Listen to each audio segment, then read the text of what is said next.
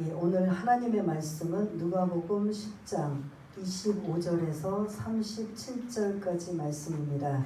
신약성경 111쪽에 있는 누가복음 10장 25절에서 37절까지 말씀을 다 찾으신 줄 알고 우리 다 같이 25절부터 마지막 절까지 함께 읽겠습니다. 시작. 어떤 율법 교사가 일어나 예수님을 시험하여 이르되 선생님, 내가 무엇을 하여야 영생을 얻으리이까? 예수께서 이르시되 율법에 무엇이라 기록되었으며 네가 어떻게 읽느냐? 대답하여 이르되 내 마음을 다하며 목숨을 다하며 힘을 다하며 뜻을 다하여 주 너의 하나님을 사랑하고 또한 내 이웃을 내 자신과 같이 사랑하라 하였나이다. 예수께서 이르시되 내 대답이 옳도다. 이를 행하라. 그러면 살리라 하시니 그 사람이 자기를 옳게 보이려고 예수께 여짜오되 그러면 내 이웃이 누구니까? 예수께서 대답하여 이르시되 어떤 사람이 예루살렘에서 여리고로 내려가다가 강도를 만나매 강도들이 그 옷을 벗기고 때려 거의 죽은 것을 버리고 갔더라. 마침 한 제사장이 그 길로 내려가다가 그를 보고 피하여 지나가고 또 이와 같이 한 레위인도 그것에 이르러 그를 보고 피하여 지나가되 어떤 사마리아 사람은 여행하는 중 거기 이르러 그를 보고 불쌍히 여겨 가까이 가서 기름과 포도주를 그 상처에 붓고 싸매고 자기 짐승에 태워 주막으로 데리고 가서 돌보아 주니라. 그 이튿날 그가 주막 주인에게 데나리온 둘을 내어주며 이르되 이 사람을 돌보아 주라. 비용이 더 들면 내가 돌아올 때에 갚으리라 하였으니 내 생각에는 이 세 사람 중에 누가 강도 만난 자의 이웃이 되겠느냐? 이르되 자비를 베푼 자니이다. 예수께서 이르시되 가서 너도 이와 같이 하라 하시니라. 아멘. 오늘 선한 사마리아인의 비유라는 말씀을 가지고 함께 은혜를 나누려고 합니다. 지금 우리가 본문을 읽었던 하반절에 사마리아인이 그런 선행을 한 선한 일을 한 내용이 담겨져 있는, 그래서 이 선한 사마리아인은 굉장히 유명한 내용이고 그리고 많은 성도님들이 잘 알고 있는 내용입니다. 그러나 우리가 이 선한 사마리아인의 비유를 앞에 부분을 이해해야, 상황을 알아야 뒷부분의 선한 사마리아인의 비유를 왜 예수님이 말씀하셨는가, 이거를 우리가 알 수 있기 때문에 25절부터 첫 번째 29절까지 선한 사마리아인의 비유를 말씀하신 의도가, 상황이 25절부터 29절까지 담겨져 있는 걸 볼 수가 있습니다. 그래서 25절을 보면은 누가 등장해요? 율법교사. 지금으로 말하면 이 말씀을 잘 배우고 가리키는, 지금으로 말하면 신학 교수와 같은 말씀이라면 어느 누구도 빠지지 않는 그런 정통으로 잘 알고 있는, 그 당시에는 말씀이 아니라 율법이라고 하죠. 율법을 가르치는, 그래서 율법의 전문가인 교사가 예수님을 모르는 게 아니라 뭐 하기 위해서? 시험하기. 그러면 이 의도가 뭐예요? 의도가 선해요, 악해요? 악한 거죠. 율법의 전문가, 율법이 구약의 말씀이에요. 구약의 말씀을 정통으로 알고 있는 이 율법 교사가 예수님을 시험하기 위해서 질문을 던지는데 25절에 보니까 어떤 질문이죠? 선생님, 시작부터 시작. 선생님, 내가 무엇을 하여야 영생을 얻으리이까? 하는 이런 질문이에요. 지금으로 말하면 영생은 영원한 생명, 다른 말로 우리가 이 영생을 뭘로 바꿀 수 있죠? 영원한 생명, 구원인 거죠. 그러니까 다른 말로 선생님, 예수님을 지금 선생님이라고 불러요. 내가 무엇을 하여야 영생을, 구원을 얻을 수 있으니까? 그러면 여러분들 구원은 뭘 해야 구원 얻어요? 선한 일을 해야 되고 착한 일을 하고 이게 이제 천주교에서 하는 일이에요. 천주교에서는 선행을 강조해요. 그래서 이런 어떤 내가 업적이나 공로나 선한 일을 해야만 구원을 얻을 수 있다고 생각하는데 즉 율법 교사 이 율법을 정통으로 알고 있는 전문가가 예수님 앞에 나와서 모르는 게 아니에요. 이 질문 자체가 뭐 하기 위해서 지금 어떤 의도로? 시험하는 의도로 주님 앞에 나와서 지금 영생에 관한 부분을 구원에 관한 부분을 지금 질문을 던지고 있습니다. 주님이 그 사람 자체가 누가 질문하냐에 따라 달라요. 그냥 전혀 말씀을 모르는 자가 구원이라는 영생을 질문하는 이러한 자라면 다르게 대답을 하셨을 거예요. 그런데 오늘 이렇게 질문의 의도가 악한 의도를 가지고 있는 율법을 전문으로 꿰뚫고 있는 이가 지금 예수님 앞에 악한 의도로 질문을 던지고 있는 걸 주님은 아실까요? 모르실까요? 아시죠. 그러니까 26절에 야 율법에 뭐라고 기록되어 있느냐? 영생하려면 율법에 뭐라고 나오느냐? 그랬더니 이제는 자기가 율법의 전문가이기 때문에 26절에 주님께서 다시 대질문해요. 영생은 이런 것이야 라고 대답하시는 게 아니라 그 사람의 상태, 그 사람이 정말 모르거나 순수한 의도로 질문을 던졌다면 아마 바로 즉답으로 말씀을 하셨을 거예요. 그런데 이 율법 교사는 예수님의 어떤 의도? 악한 의도, 시험하기 위한 이런 테스트와 같은 의도를 가지고 있기 때문에 주님이 곧바로 대답 안 하셔요.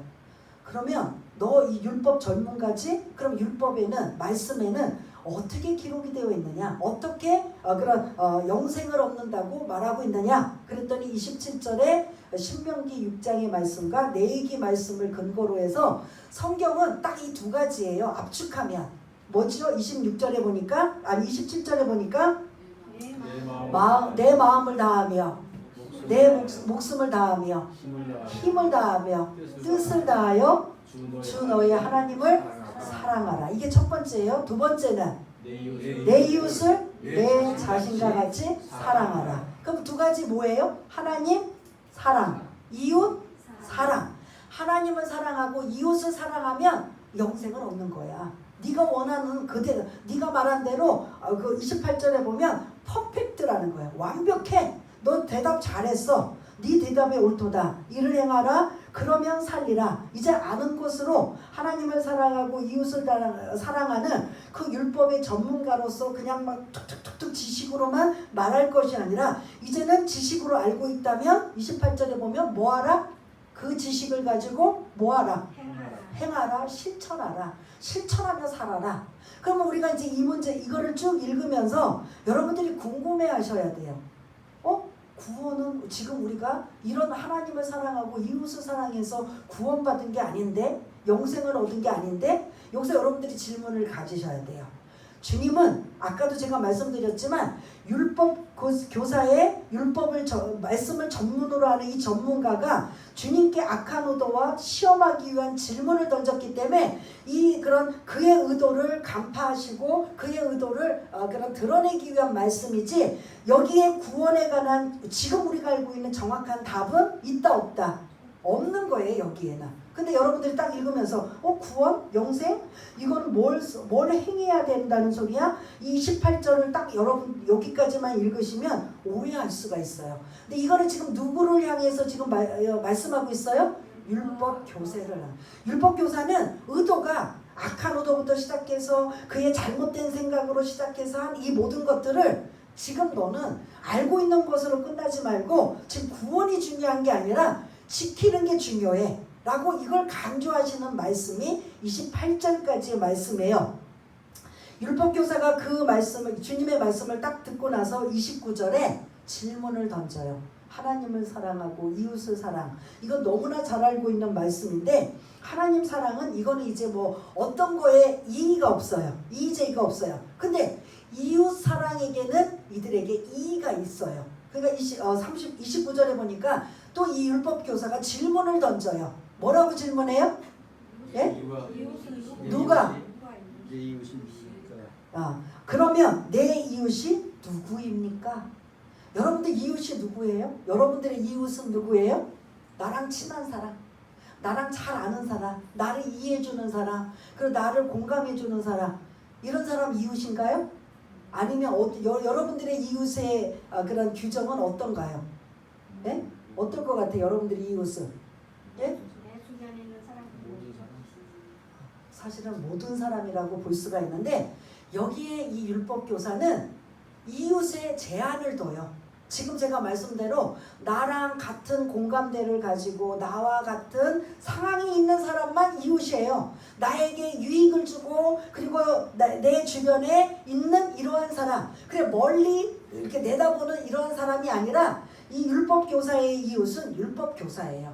조금 넓은 의미로 율법교사의 이웃은 이스라엘의 한에 있는 사람이에요. 거기서도 세리와 죄인과 그런 도움이 안 되는 사람은 다 이렇게 걷어내고 그나마 넓은 의미로 이스라엘이 그런 이웃인데 그걸 더 좁게 말하면 내 이웃은 이 사람 출신이 지금 뭐라고 했어요? 율법교사면 율법으로 공부하거나 율법에 관련된 사람만 누구다? 이웃이라는 거예요. 이렇게 딱 정해놓은 거예요.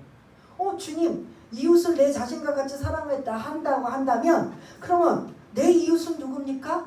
자기네들이 여태까지 이웃이라고 생각했던 그 규정 한계를 지었던 이 이웃의 개념을 주님이 선한 사마리아인의 비유를 들면서 완전히 깨트려 버리는 거예요. 그러면 29절까지 율법교사의 이웃은 제한되어 있다, 제한되어 있지 않다. 아주 지극히 아주 이기적으로 제한되어 있어요.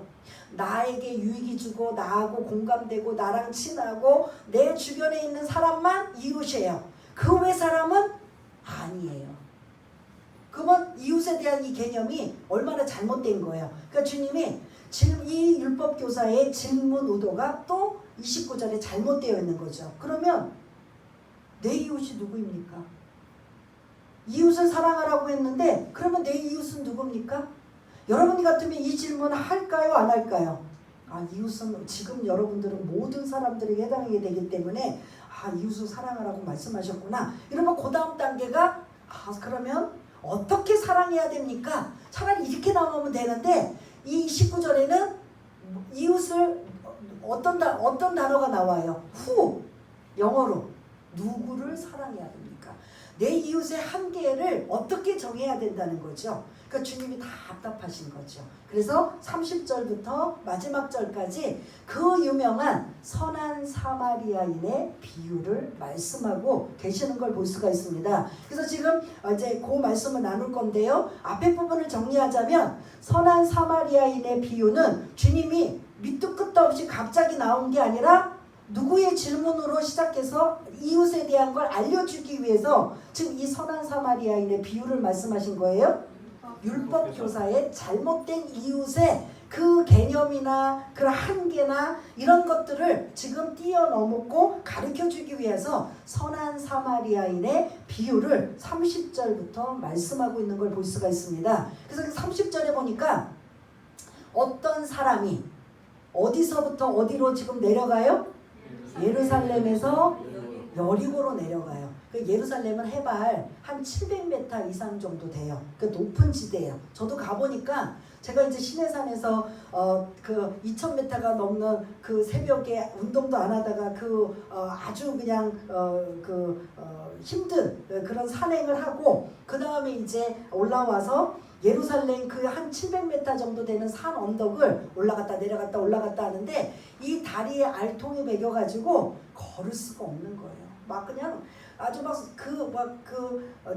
진통제라도 있었으면 싶은 생각으로 다른 건 감기약, 몸살약은 다 갖고 갔는데 진통제는 빠뜨리고 갔는데 여러분 생각해보세요. 어느 날 갑자기 등반하고 나면 그 이튿날 왜 계단도 못 걷잖아요. 그러한 다리의 모습으로 높은 지역의 예루살렘을 오르락 내리락 계단을 타고 다니면서 제 모습이 고통스러웠던 걸 제가 잊지를 못하는데 아무튼 그렇게 700m가 되는 그 고지대의 예루살렘에서 그 옆에 여리고라는 지역으로 내려가다가 어떤 사람이요? 강도를 만나요. 이게 지금으로부터 몇 년 전이에요? 이 성경 예수님 당시는 2000년 전이에요. 그럼 우리가 뭐 그렇게 2000년까지 아니더라도 여러분 우리 한번 조선시대 500년 뭐 700년만 가더라도 한성 수도 도시에서 그 지방으로 뭐 수원이나 이렇게 내려가다 보면 강도를 만날 수 있는 위험이 충분히 있어요, 없어요? 충분히 있죠. 여기도 마찬가지. 2000년 전에 여리고는 예루살렘은 그 성전이 있는 곳이고 중심지고 그리고 그런 고지대인 이곳에 어떤 사람이 무슨 이유인지는 알 수 없지만 여리고로 내려가다가 거기에 강도들이 많이 출몰하는 지역이에요. 근데 이 강도를 만나서 지금 그 옷을 벗기고 때려 거의 죽어 있는 상황. 그러면 여러분도 요 상태는 뭘 것 같아요? 너희 강도가 나타나서 그냥 갑자기 막 때리나요? 첫 번에 뭘부터 할 것 같아? 우리가 추리를 하면 시비를 걸거나 뭘 요구해요? 돈 내놔. 있는 거 다 내놔. 강도는 목적은 그거거든요. 강도는 일단 죽이는 게 목적이 아니라 뭘 뺐다가 잘못하면 죽이게 되는 거지 처음부터 죽이는 건 아니거든요. 그러니까 거기서 뭔가 자기네들의 그런 물질이나 이런 것들을 뺏으려고 하는데 이 사람이 죽도록 얻어맞았다고 하는 건 뭐한 상태예요? 내놔라 했을 때 반항하고 그리고 저항하고 어떻게든 안 뺏기려고 하다가 그래서 즉시하게 매받고 다 뺏기고 그래서 강도는 그걸 빼앗아 가고 이 사람은 뭐한 상태예요? 죽기 직전의 상태로 쓰러져 있는 거예요. 그러니까 누군가의 도움을 안 주면 이 사람이 이제 이러다가 죽을 수밖에 없는 뭐 지금처럼 우리나라처럼 옆에 뭐 강가가 있고 냇가가 있어서 물을 먹거나 뭐 이런 상황이 아니라 거의 사막과 같은 이런 메마른 상황이다 보니까 누군가의 도움을 받아야 되는데 31절에 보니까 마치 그렇게 다 죽어가는 어떤 사람이 있는 곳에 누가 지나가요? 제사장. 지금으로 하는 목사님, 대형 목사님, 유명한 목사님 막 이렇게 하는 이런 목사님이 이제 지나가고 있는데 처음에 지나가기 전에 뭐 했다고 나와요? 지나가다가 앞에 무슨 단어가 나와요? 동사. 보았다. 못 보고 지나갔으면 그렇다 쳐요. 근데 그렇게 다 죽어가는 시컷 얻어맞아서 죽기 직전에 있는 사람을 봤어요. 봤으면 보고 어떻게 해요? 지나간 거예요. 피하여 지나갔다. 그러면 이 사람은 누군가의 지금 절실한 도움이 필요해요. 이 사람 지나갔어요. 지금으로 말하면 그러니까 이 제사장은 그 당시에 예루살렘 성전에 제사를 드리는 책임자들이에요. 그 다음에 두 번째 32절에 보니까 또 이제 누가 지나가요? 레위인들이 지나가요. 레위인도 봤어요. 보고 뭐예요? 피하여 지나가. 근데 그 사람은 막 그냥 거의 막 도와주지 않으면 안 될 상황인데 제사장도 레위인은 저와 여러분 모든 성도라고 할 수 있어요. 예수 믿나. 레위인은 예루살렘 성전에 제사장을 도와서 제사를 드리는 모든 것을 도움을 주는 사람이거든요. 그렇다면 모든 교인들이라고도 볼 수 있어요. 근데 그 교인들이 옆에 이렇게 아파서 다 죽어가는 사람을 보고 어떻게 했다? 피하여 지나갔다. 근데 이들은 나름대로 핑계댈 이유가 있어요. 어떤 이유냐? 제사장은 부정한 것을 만지거나 이런 것들을 접하면 7일 동안 그 사람도 부정하기 때문에 이게 규정이에요. 내기에. 그래서 7일 동안 부정하기 때문에 자기가 어떤 부정한 것을 가까이 하면 안 된다라는 생각을 해요. 레위인도 마찬가지예요. 이 두 제사장과 레위인은 어디에 봉사한다고요? 직업이 뭐라고요? 어디에서? 예루살렘 성전에서 봉사하는 사람들이어서 다른 사람들보다 특별히 하나님 앞에 제사를 드리는 일에 관련되기 때문에 가장 예민하게 반응하는 게 뭐냐면 정결해야 돼요. 부정하면 안 돼요. 그런데 거의 다 죽어가는 그런 시체와 같은 사람을 만지거나 돌봐주면 그 사람을 살리기보다는 먼저 자기 몸을 자기 입장을 생각하는 거야. 내가 저 사람을 뭐 일으켜 세우든가 뭘 어떻게 도와주면 이미 그 접촉을 하면 자기네들은 뭐 한다고 생각해요? 부정하다고 생각하는 거야. 그래서 나는 성전에 하나님의 큰 일들을 맡고 있기 때문에 나는 그냥 가도 돼. 이러한 핑계. 근데 이게 하나님이 기뻐하실까요? 안 하실까요? 예? 그 부정한 것이 먼저 우선이에요? 아니면 그 사람 살리는 게 우선이에요? 설사 부정해진더라도 하나님은 만약 그런 상황이라면 어느 야 니네는 부정하면 안 되기 때문에 그런 상황 잘했어 이러실 분이에요? 아니면 부정해질지라도 그 사람을 살리는 게 마땅한 하나님의 뜻이에요? 어떤 거예요? 살리는 게 뜻인 거죠. 근데 이 사람들은 부정하면 안 돼. 그리고 우리가 이 일들을 하는 사람이잖아. 그리고 보고 못 본 척 피하여 가요. 근데 여기 함정이 뭐냐면 지금 어디에서 어디로 간다고 했어요? 예루살렘에서 여리고로 가는 건 자기 집으로 가는 거예요. 그러니까 제사장들이 그 당시에 그 역사가의 그 기록을 보면 예루살렘에 이 제사장이 엄청 많은데 한 12,000명이 여리고에서 산대요. 그래서 이 예루살렘에서 제사를 드리고 그런 하나님의 일들을 담당하다가 자기 일이 끝나면 그게 이제 1년 365일을 주의종처럼 막 하는 게 아니라 제사장들이 많다 보니까 제비를 뽑고 돌아가면서 하는데 1년에 한 2주 정도만 봉사를 하는 거예요. 그러면 지금 내려간다라는 건 이제는 예루살렘의 일들을 다 끝나고 자기 집으로 가는 상황이기 때문에 부정해도 된다 안 된다? 될 수도 있다라는 거예요. 근데 그거를 그렇게 생각하지 않고 나 부정하면 안 돼. 난 정결해야 돼.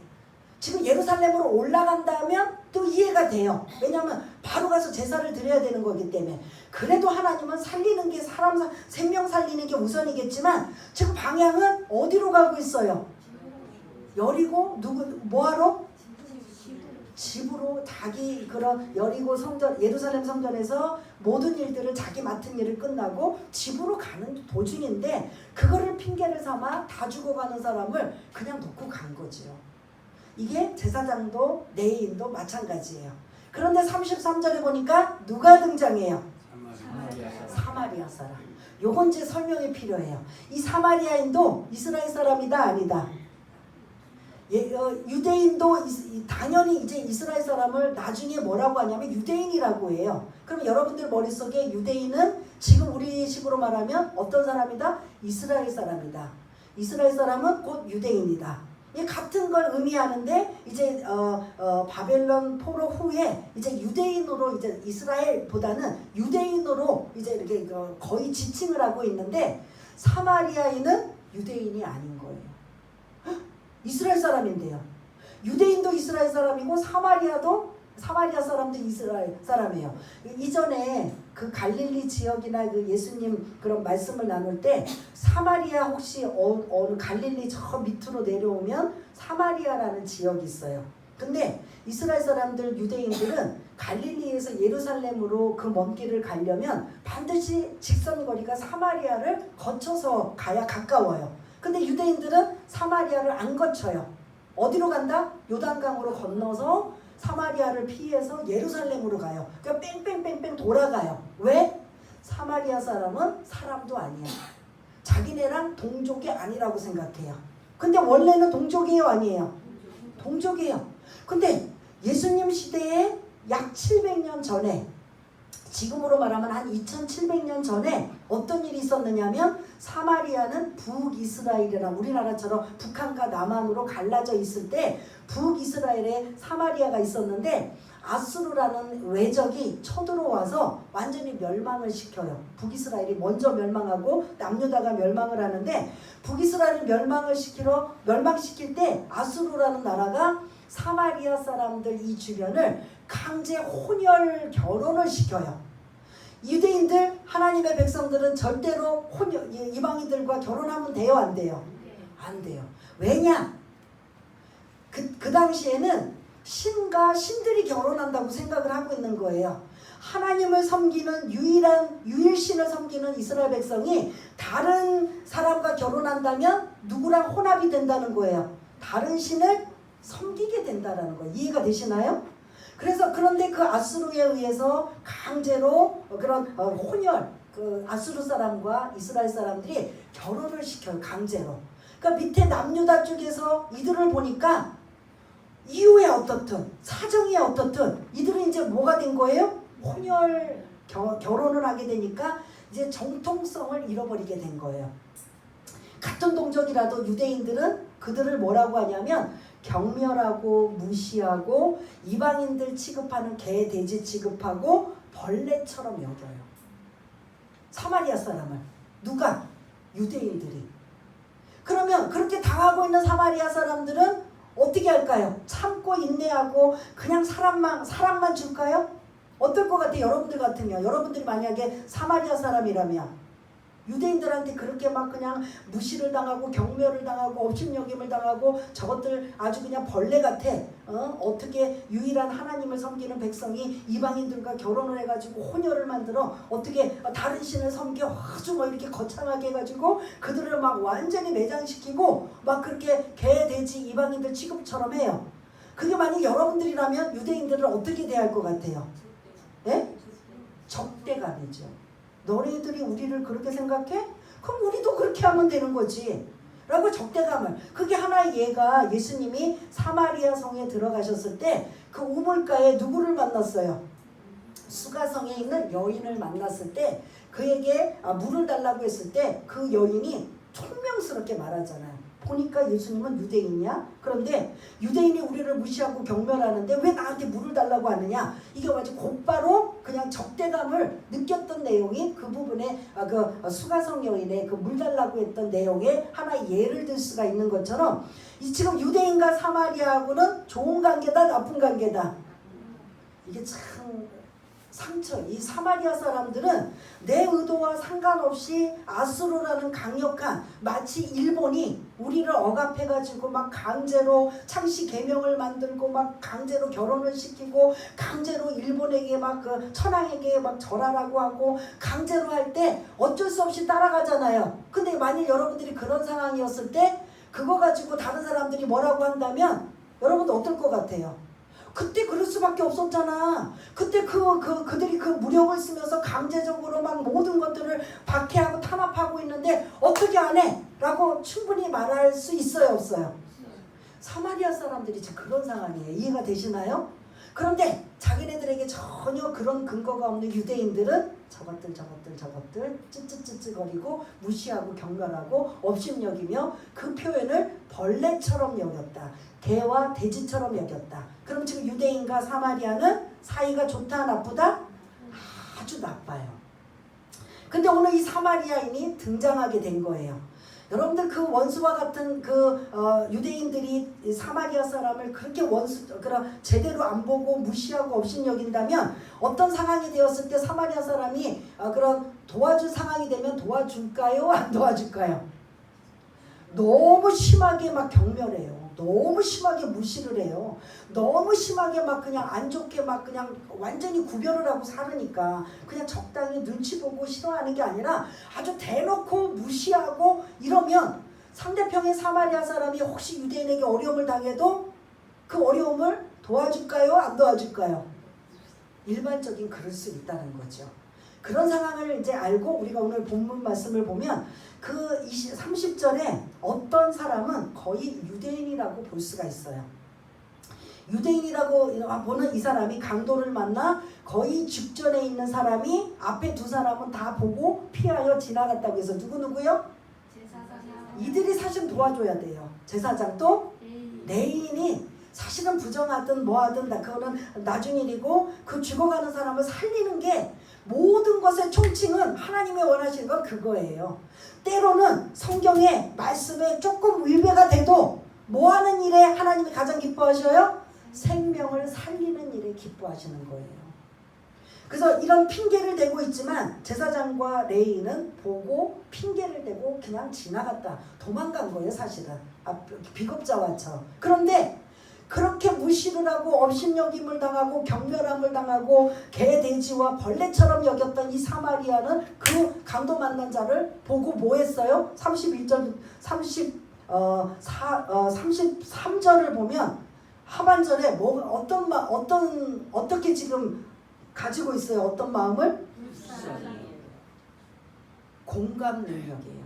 와, 보고 깜짝 놀라는 거예요. 그리고 이 불쌍히 여겨는 주님이 쓰시는 말씀이에요. 주님이 그런 병든 자, 뭐 이런 귀신 들린 자, 아파서 신음하는 자를 불쌍히 여기신다는 뜻이에요. 그게 창자가 끊어지는 아픔이에요. 주님이 그런 마음으로 많은 자들에게 치유해 주시고 고쳐주시고 회복시켜 주시는 그 공감 능력이 불쌍히 여김부터 이 사마리아인이 시작하는 거야. 사마리아는 유대인이 그냥 딱 보면 그들은 유대인인지 아닌지 알아요. 근데 유대인이 강도 만나서 쓰러져서 거의 죽기 직전이었다면 사실은 제사장과 레위인처럼 보고 원래는 뭐 어떻게 해야 돼요?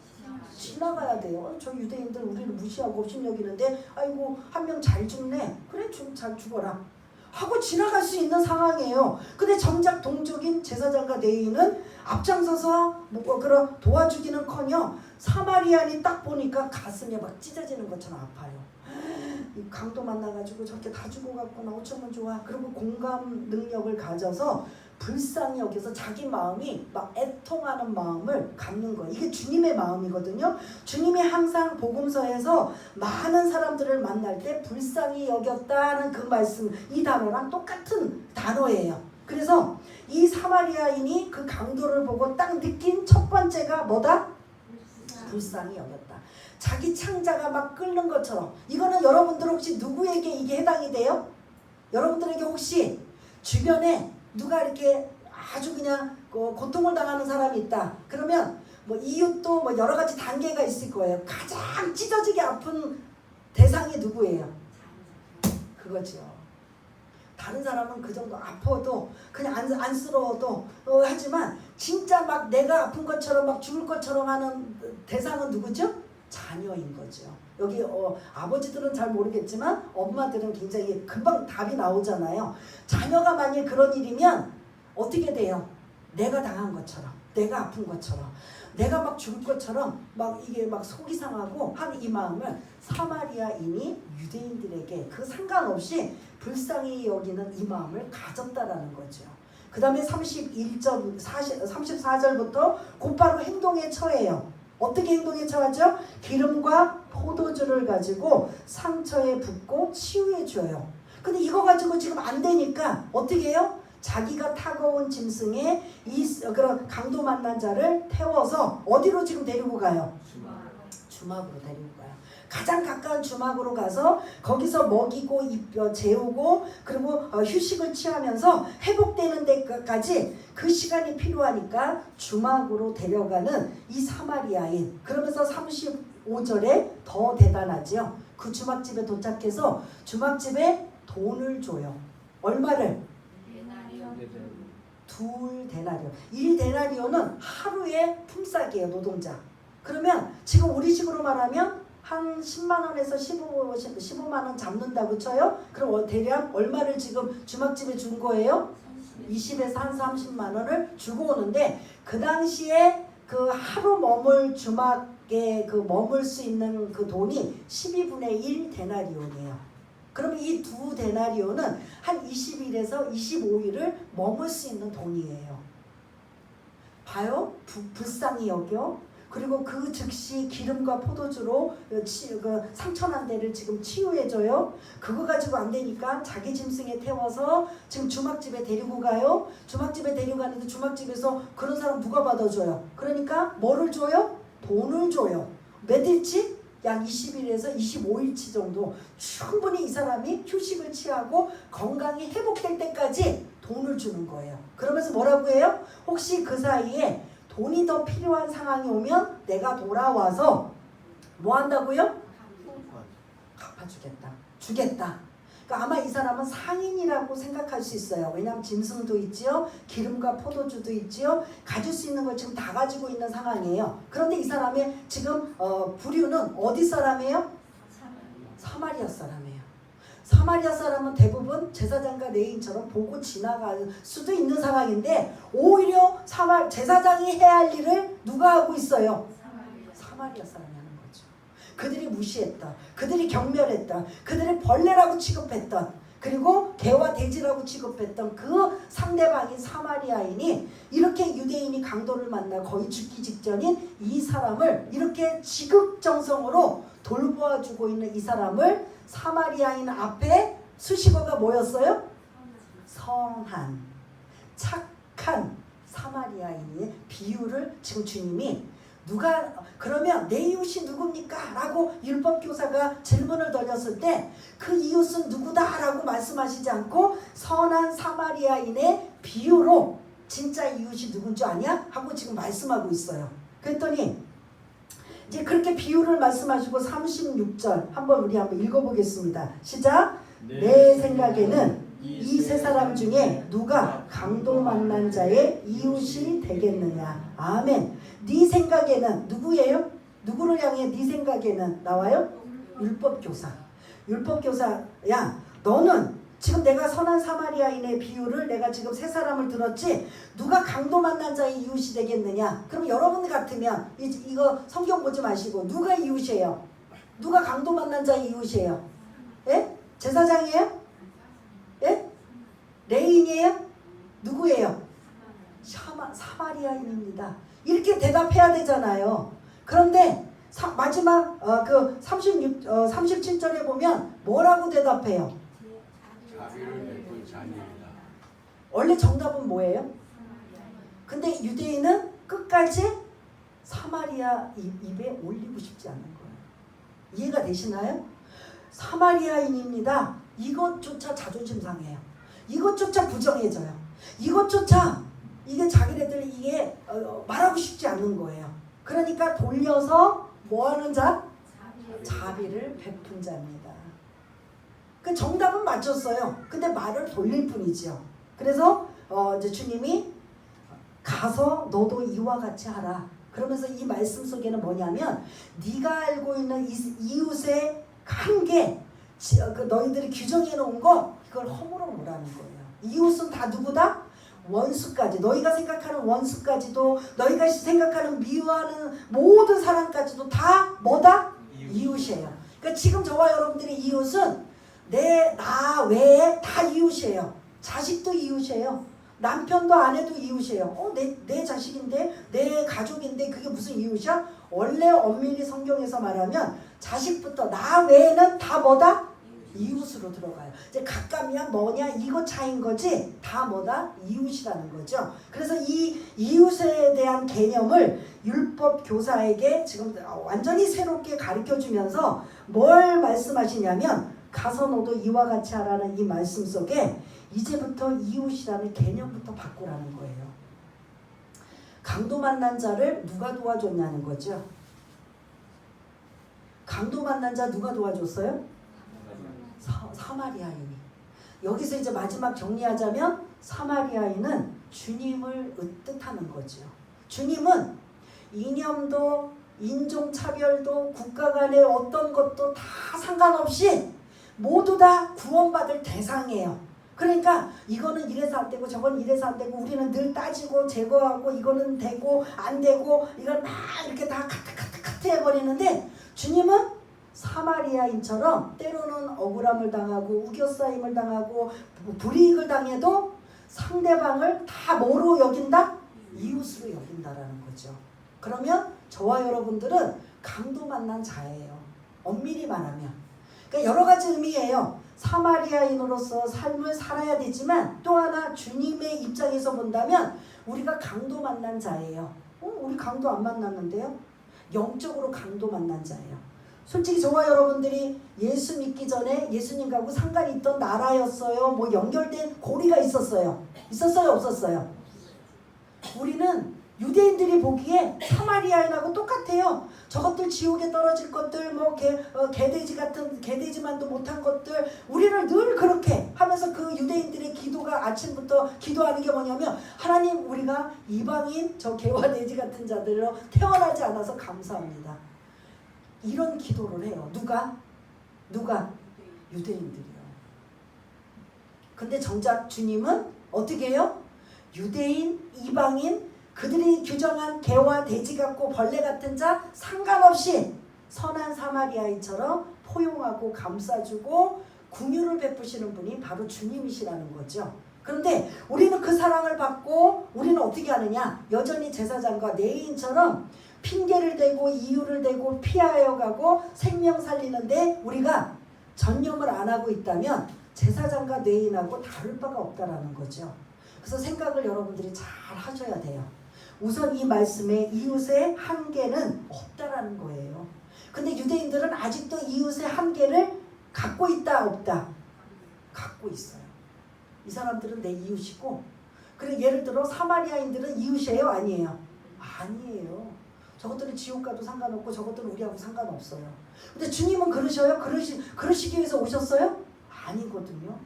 유대인의 피로 오셨지만 사마리아인들, 이방인, 전세계 열방의 끝, 저와 여러분 모두까지도 생명을 살리기 위해서 이 땅에 오신 분이시란 말이에요. 그러면 주님이 영적인 의미의 사마리아인은 주님이시라는 거죠. 그 주님이 강도를 만나 여러 가지 죽을 지경에 처해 있는 우리들의 모든 상황을 감싸 안아주시고 끌어안아주시고 보듬어 주시고 불쌍히 여기시고 그리고 생명까지도 아낌없이 십자가에서 내어주신 그 사랑을 이 사마리아 여인처럼 누가 우리에게 주셨다? 주님이 우리에게 주셨다라는 거죠. 그래서 그 사랑을 받은 우리는 이제 어떻게 해야 되느냐? 그 주님의 사랑을 본받는 거죠. 빌립보서 2장에 보면 그리스도의 예수의 마음을 본받으라고 나오잖아요. 너희는 이 마음을 품으라. 그리스도 예수의 마음이니 라고 했던 이 빌립보서 2장에 있는 말씀처럼 그 사랑을 받고 그 사랑의 은혜를 경험했다면 우리는 이제는 뭐 해야 돼요? 그 사랑을 전하고 아주 적게라도 실천하고 나가는 거죠. 마지막 한 가지 이제 예를 들고 말씀을 드리려고요. 손양원 목사님 아시죠? 손양원 목사님 일제시대 공산치야. 자기 아들들이 다 커가지고 이제 유학을 가려고 하는데 공산당원 청년이 그 아들들을 뭐 했어요? 총으로 쏴 죽였어요. 그 다 키운 자식을. 여러분 같으면 어떨 것 같아요? 원수예요? 아니에요? 예? 어떠셔요? 여러분들 믿음이 좋아서 원수 아니에요? 그런데 그 손양원 목사님은 한동안 힘들으셨겠지만 조금 이제 제정신 돌아오시고 시간이 지나니까 그 원수인 그 공산당원 청년을 어떻게 했어요? 양자로 입양한 거예요. 이게 오늘 선한 사마리아인의 비유의 마지막 여러분들에게 말씀을 전하려고 합니다. 저도 만일 손양원 목사님 같은 상황이었다면 나도 그럴 수 있을까? 못한다라고 사실은 대답할 수 있지만 그런 분이 있다면 주님 말고 사람 중에 그런 분이 있다면 우리가 다시 한번 생각해봐서 나를 지금 혹시 여러분 주변에 다 관계가 좋은 게 아니잖아요. 저도 그렇고 여러분들도 그렇고 좋은 관계를 맺고 있는 사람이 있지만 왠지 모르게 안 좋은 관계, 아직도 풀리지 않는 관계, 여전히 꼬여있는 관계, 이웃이 있다면 여러분들이 어떻게 해야 될지 주님 앞에 엎드려서 이 본문을 생각하며 관계를 개선하고 회복할 수 있는 저와 여러분 모두가 다 되시기를 바라겠습니다. 우리 한번 이 말씀을 생각하면서 한번 기도하는 시간을 갖겠습니다. 내 이웃이 누굽니까? 이런 잘못된 질문이 아니라 너희들 중에 누가 강도 만난 자의 이웃이 되겠느냐라는 이 말씀을 한번 생각해 보면서 하나님, 나는 이 말씀을 어떻게 붙잡고 나가야 되나요? 나는 어떻게 살아야 되는가요? 주님이 나를 강도 만난 자의 내 모습을 주님이 오셔서 나를 구해주시고 베풀어주시고 살려주셨다면 이제 그 은혜와 그 사랑과 그 능력을 가지고 나는 어떻게 살아야 되는지 우리 한번 여러분들의 입술로 여러분들의 소리로 하나님 앞에 한번 읊조리면서 기도하는 시간을 갖겠습니다. 하나님 아버지, 오늘 귀한 말씀 주심을 감사를 드립니다. 선한 사마리아인의 비유는 율법 교사가 예수님을 악의적인 의도로 가지고 와서 또한 질문을 던지고 내 이웃이 누굽니까? 라는 이웃의 한계를 정할 때 이웃은 한계를 정하는 것이 아니라 모든 자가 이웃이다. 그런 이웃에게 어려움을 당했다면 생명을 걸고 도와주는 것이 마치 주님이 우리를 위해서 십자가에 죽으시면서까지 우리의 생명을 구원하시기 위해서 보호해 주시기 위해서 살게 하기 위해서 오신 것처럼 우리가 그 주님의 사랑을 본받아 뒤따라가며 그 사랑을 우리도 이 선한 사마리아 사람처럼 실천하기 원합니다. 담기를 원합니다. 가장 먼저는 불쌍히 여기는 마음, 그리고 내가 가지고 있는 것 가지고 그 사람을 치유해주고 그 사람이 완전히 회복되는 날까지 도움을 주는 그 사마리아 사람처럼 살기를 원합니다라는 이러한 마음이 우리들의 마음, 우리들의 고백이 되어 하나님이 기뻐하시는 생명 살리는 일에 우리가 앞장서고 그 일에 우리가 도망가거나 핑계대지 않고 그 일을 감당할 수 있는 우리 모두가 될 수 있도록 주님 도와주시옵소서. 하나님 아버지 감사합니다. 오늘 이 선한 사마리아인의 비유를 잘 묵상하고 잘 우리 것으로 소화시켜서 내가 이제부터라도 어떻게 하나님의 사람으로 이웃에게 상대하고 대할 것인가 우리가 잘 또한 말씀을 묵상하며 지키고 순종할 수 있는 귀하고 복된 자들 다 될 수 있도록 주님 도와주옵소서. 모든 것 감사드리오며 사랑이 많으신 예수님 이름으로 기도드리옵나이다. 아멘. 이 시간은 준비하신 헌금을 하시는 시간입니다. 네.